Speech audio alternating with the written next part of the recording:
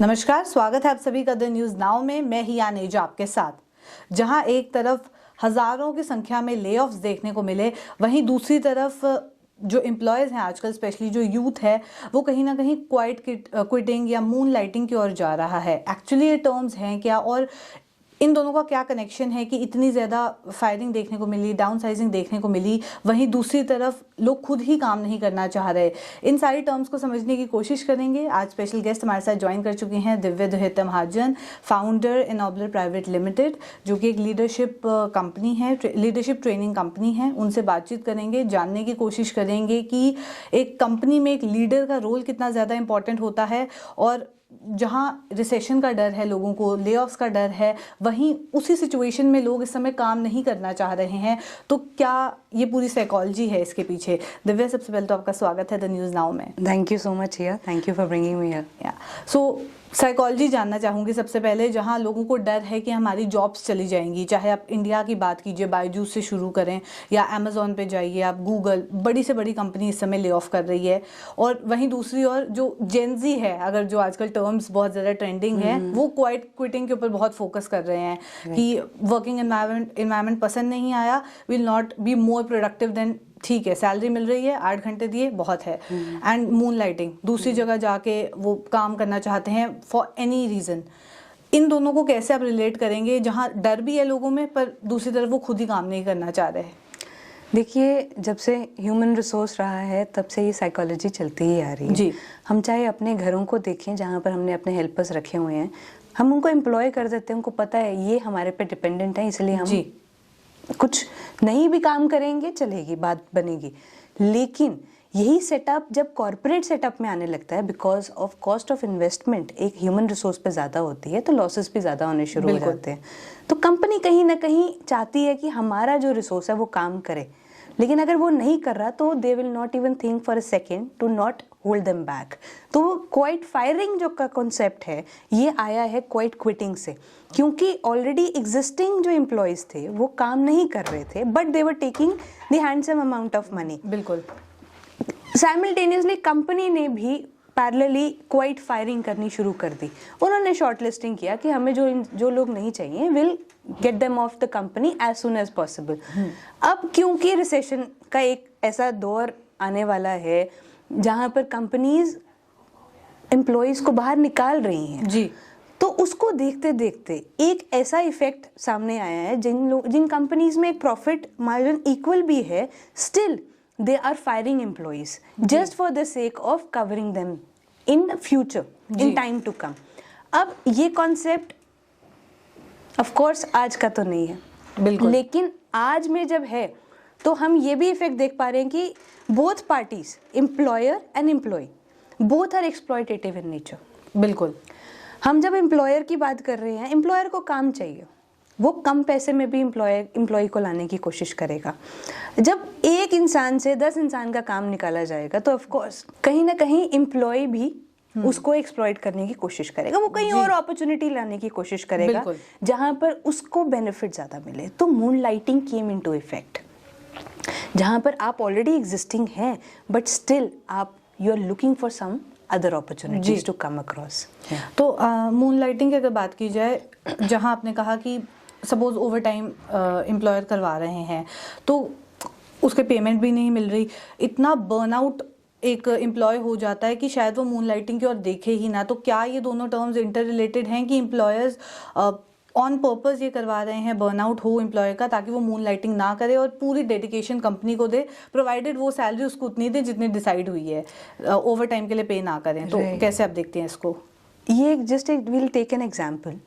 Let's say आपके घर में एक हेल्पर है, आप उसको ज्यादा काम कराते हैं जस्ट फॉर द सेक कि वो हेल्पर कहीं और जाने का सोचे ना। एग्जैक्टली। क्या ऐसा होता है?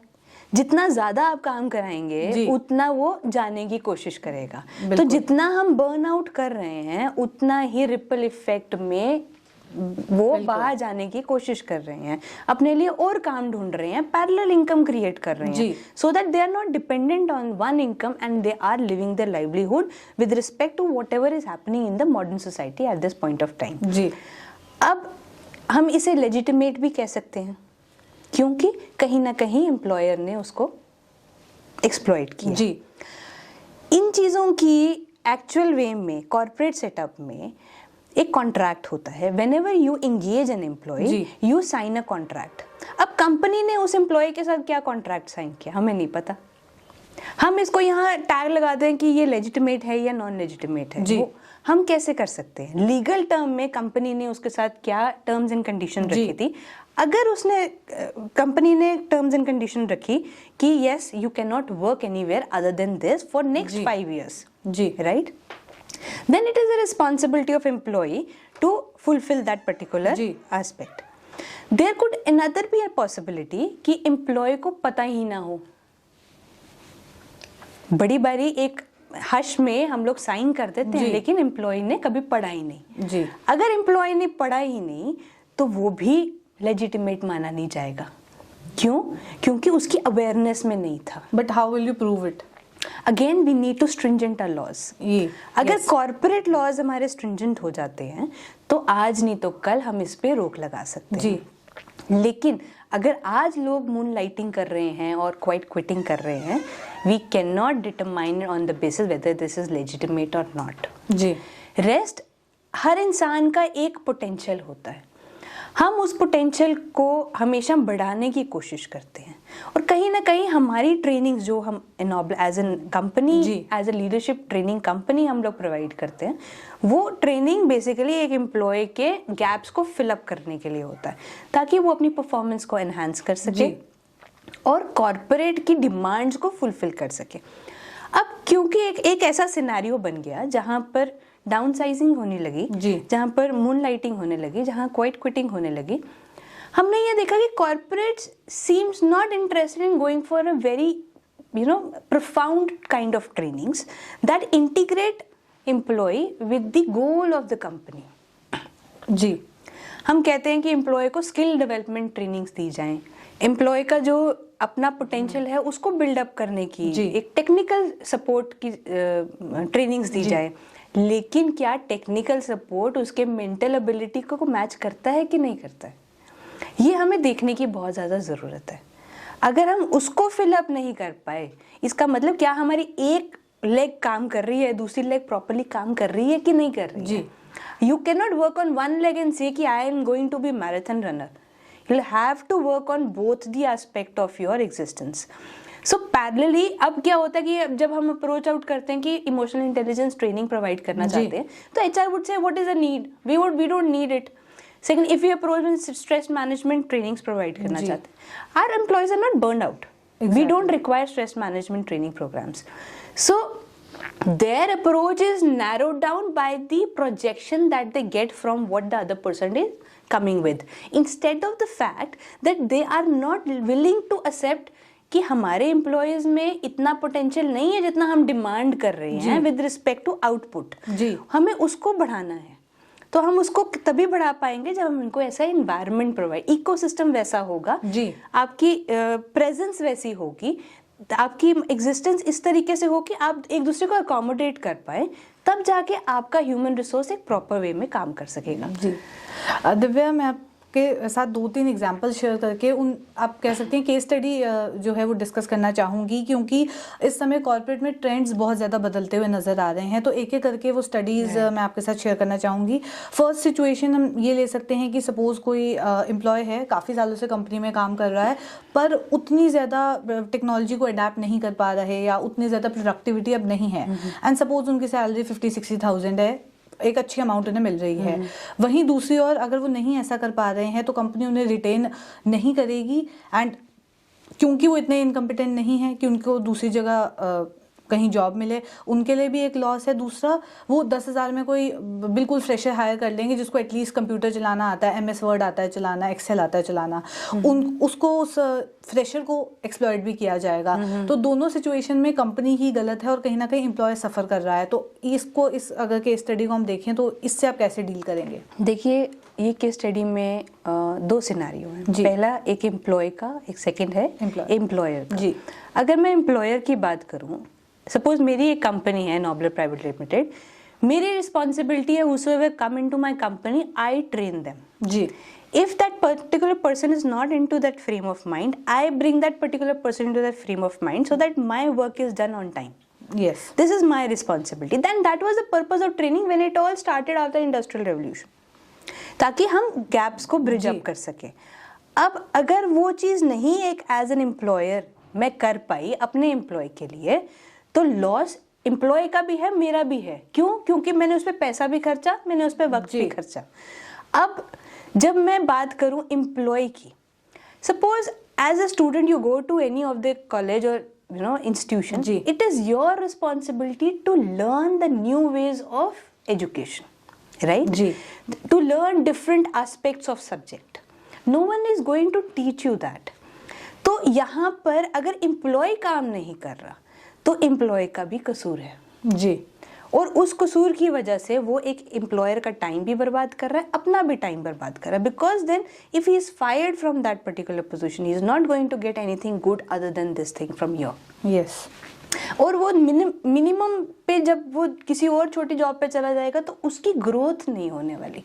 And that is the reason major youth जो है हमारा है वो ग्रो नहीं कर पा रहा जी. अब जब ग्रो नहीं कर पाएगा तो हमारे को लेट्स से मुझे यहाँ पर एज ए JNK सिटीजन मुझे यहाँ पर एक वेल स्किल्ड एम्प्लॉय चाहिए जी, जो ट्रेनिंग कर सके.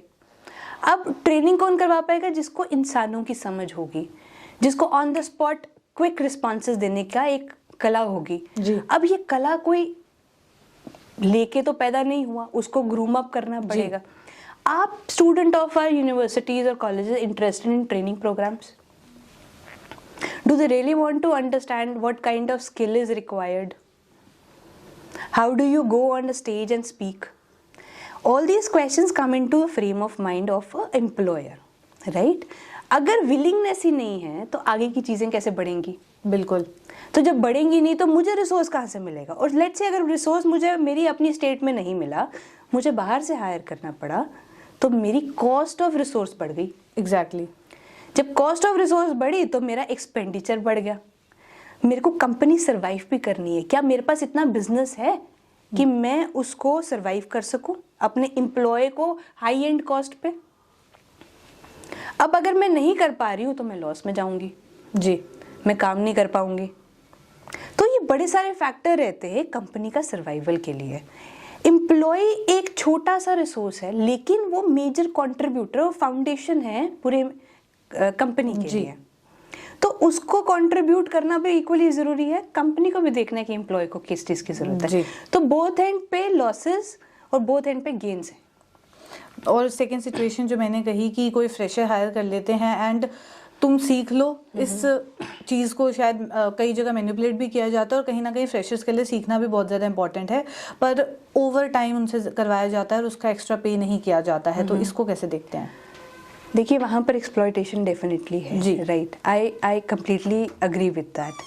बट पहली बात, फ्रेशर आया है एज एन इंटर्न, उसको सीखना है. सीखने की कोई एक बेंचमार्क लिमिट नहीं होती. अगर उसको उसी वक्त में ज़्यादा सीखने को मिला, गेन उसका है जी.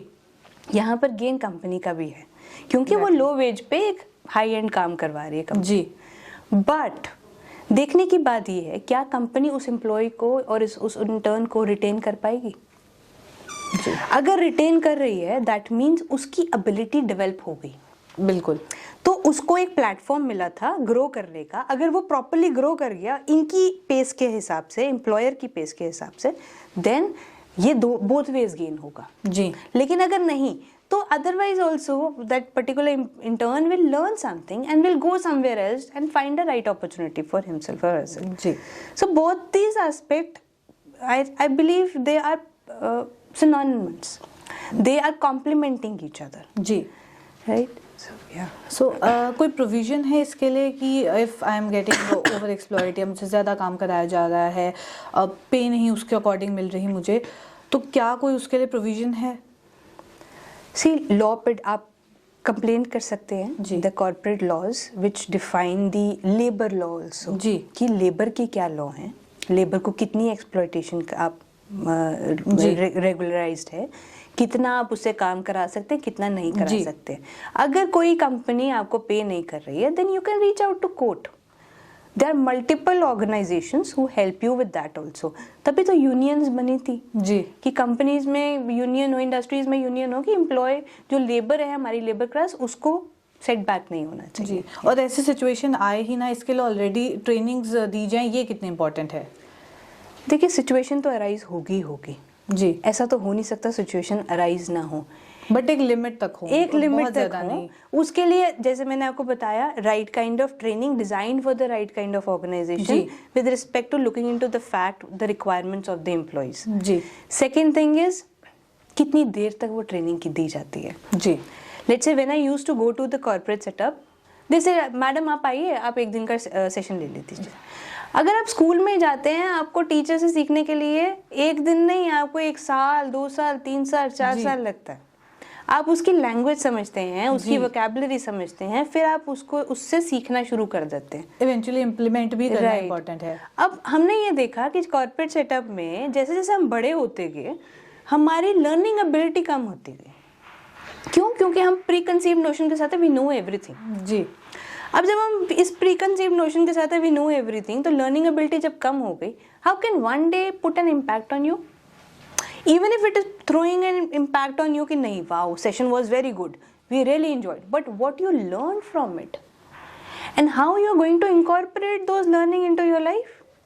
It is a long process, unfortunately, which I particularly feel into my field of interest, is that ये सबसे बड़ा ड्रॉबैक है हमारा। बिल्कुल, हम टाइम को भी कहते हैं आउटपुट ऐसे आनी चाहिए। Exactly. Although we are human, we are thinking like machine, हमने कुछ डाला और कल आउटपुट बाहर आ गई, ऐसा नहीं होता। Things don't go like that. Human resource को टाइम लगता है, अकोमोडेशन लगती है, कॉम्प्लीमेंटेशन लगती है, तभी जाके वो एक प्रॉपर वे में आगे बढ़ पाएगा, नॉट अदरवाइज। जी, जो सेकंड सिनेरियो मैं आपसे डिस्कस करना चाहूँगी वो ये कि एक सिचुएशन है जहाँ एक एम्प्लॉय को company is not paying well, company उतनी ज़्यादा ग्रो नहीं कर रही, पर वो रिटेन बहुत अच्छे से कर रही है अपने एम्प्लॉयज़ को because of the work culture, because of उनका लीडर जो है काफ़ी कोऑपरेटिव है। और सेकंड सिचुएशन इज पे अच्छा खासा कर रहे हैं इवन ओवर टाइम के लिए और एडेड बेनिफिट्स भी मिल रहे हैं, पर एक एम्प्लॉय वहाँ पे काम नहीं करना चाहता because of the leader, because of the work culture, exploitation. तो इन सिचुएशंस को आप कैसे देखते हैं और क्या साइकोलॉजी, क्या आप देखते हैं एक लीडर जो है वो एक टीम लीड है या मैनेजर है आपका, वो पूरी कंपनी को बिगाड़ भी सकता है और बना भी सकता है? Right. Again then comes the leadership training programs, जी, जहाँ पर उनको इमोशनल इंटेलिजेंस के बारे में सिखाया जाए। अब लीडरशिप ट्रेनिंग प्रोग्राम्स बड़े बड़े अलग किस्म के होते हैं, जहाँ पर अलग गोल्स के ओरिएंटेशन के ऊपर वो पूरा ट्रेनिंग प्रोग्राम डिजाइन किया जाता है। मेरी एक्सपर्टीज पर्टिकुलरली है इमोशनल इंटेलिजेंस के ऊपर। लेट्स से घर का, परिवार का एक बहुत बड़ा इंसान है और वो पूरे घर को लुक आफ्टर करता है। अगर वो एक इंसान को भी छोड़ देगा तो ऑफकोर्स वो इंसान कहीं ना कहीं निगलेक्टेड फील होगा। जी। अब वैसे ही सिनेरियो आता है कॉर्पोरेट सेटअप में। वहाँ पर जो लीडर बैठा है, अगर उसको पता ही नहीं है कि उसके नीचे बैठे हुए एम्प्लॉयज का सिनेरियो क्या चल रहा है, मेंटल हेल्थ क्या है, फिजिकल हेल्थ क्या है, वो उनको प्रॉपर्ली लीड नहीं कर पाएगा। जी। क्यों? क्योंकि तब डिमांड कंपनी की तरफ से, लीडर की तरफ से ज़्यादा होगी और सप्लाई उतनी हो नहीं पाएगी एम्प्लॉयज। और वहाँ पर फिर then there is a conflict, there is a conflict of interest, there is a conflict of even the your emotions. There comes a stage where you take up these training programs called emotional intelligence training program, where you actually give people platform to express themselves. जी। अभी तक क्या है कि अभी तक हमने अपने आप को एक्सप्रेस नहीं किया प्रॉपर्ली, तो हम एक्सपेक्ट कर रहे हैं कि एम्प्लॉय भी करेगा। जी। आज मैं अपने एम्प्लॉय के पास जाऊं कि ये मेरा काम है, मुझे ये करना है। क्यों करना है? Because there is a reason behind it, there is a motivation. Let's say we want to coach 50 leaders in a company. अब उसमें एक मोटिवेशन चाहिए, मेरे पास है, अगले के पास नहीं है। How will you align that goal so that कि एम्प्लॉय और एम्प्लॉयर, एक लीडर और उसकी टीम एक यूनिट बन जाए। वहां पर कॉन्सेप्ट आता है कोऑर्डिनेशन का। जी। And leaving behind yourself. आपने देखा होगा स्कूल में हम पीटी करते थे। जी। राइट। अब पीटी में क्या होता था? इंस्ट्रक्शन मिलती थी and everybody used to act like in one direction. जी। वहाँ पर कोई भी बड़ा छोटा नहीं होता था, वहाँ पर कोई भी किसी की भी इंस्ट्रक्शन अलग नहीं होती थी, सबकी एक इंस्ट्रक्शन होती थी। वो एक तरीके से मेंटल ट्रेनिंग होती थी। आप डांस देख लीजिए, आप कोरस देख लीजिए जी। जब डांसेस करते हैं, डांसेस को एक अलाइनमेंट में चलना होता है, वहाँ पर कोई भी लीडर नहीं होता, वहाँ जी। पर सब एक कॉमन एक यूनिट की बिल्कुल। तरह काम करते हैं। इस चीज़ की ट्रेनिंग हमारे एजुकेशन सिस्टम में हुई ही नहीं है, क्योंकि हमने हमेशा बोला कि बेटा, साथ वाला बेटा जो है ना, देखो कितना आगे बढ़ रहा है, तुम भी आगे जी। बढ़ो। कंपटीशन है, ये नहीं कि वो आगे बढ़ा है, तुम भी अब आगे, अब बाकियों को भी लेके चलो, उसको किसी ने नहीं सिखाया। जी। So that is the reason we are lagging behind in terms of coordination. अब वही कोऑर्डिनेशन जब कॉर्पोरेट सेटअप में जाते हैं तो होती नहीं है जी। और जब वो होगी नहीं तो गोल अलाइनमेंट तो वैसे ही नहीं है वहाँ पर। तो ये quite quitting, moonlighting, these are the results of all these aspects which we have not learned in our school. जी। वो ट्रेनिंग्स हम लोग प्रोवाइड करते हैं। जी। दिव्या, इसी सेशन को एंड करेंगे और जाते जाते मैं चाहूँगी आप शॉर्ट में अगर समझाएं क्या साइकोलॉजी है इसके पीछे, क्योंकि अभी कॉर्पोरेट के ट्रेंड्स की बात की जाए तो कहीं ना कहीं वर्क पॉलिटिक्स को लेके बर्नआउट बहुत ज़्यादा हो रहा है और शायद ये एक रीज़न है कि क्वाइट क्विटिंग भी हो रही है। At the same time employer की ओर से देखा जाए तो जहाँ एम्प्लॉयर्स तो कंप्लेन कर रहे हैं, बट एम्प्लॉयर को भी लग रहा है कि एक एम्प्लॉयर इतना प्रोडक्टिव नहीं है, so why would I retain that employ. तो दोनों सिचुएशंस ऐसी हैं कि दोनों को आई गेस समझ के एक पॉइंट में आना पड़ेगा कि okay, we have to work like this and this is the benefit we want. तो इसको आप कैसे देखते हैं, एक मैसेज के साथ अगर आप एंड करें? जी। देखिए, अगर मैं एक बात इसके बारे में बोलूं तो ये ह्यूमन नेचर है, ये आज भी है, ये कल भी रहेगी। हमें इसे कम करना है, ज़्यादा से ज़्यादा हम कोशिश उस बारे में कर सकते हैं और उसके लिए राइट काइंड ऑफ ट्रेनिंग्स ही एक सपोर्ट सिस्टम हो सकता है कॉर्पोरेट सेटअप के लिए, जहाँ पर हम मासेस को रेवोल्यूशनराइज कर सकें इन अ शॉर्टेस्ट पीरियड ऑफ टाइम। जी। बहुत बहुत शुक्रिया दिव्या हमारे साथ ज्वाइन करने के लिए। तो ये थे दिव्या दुहेता महाजन हमारे साथ। ऐसी और कॉन्वर्सेशंस लेके आपसे फिर मुलाकात करूंगी। अभी के लिए दीजिए इजाजत, नमस्कार।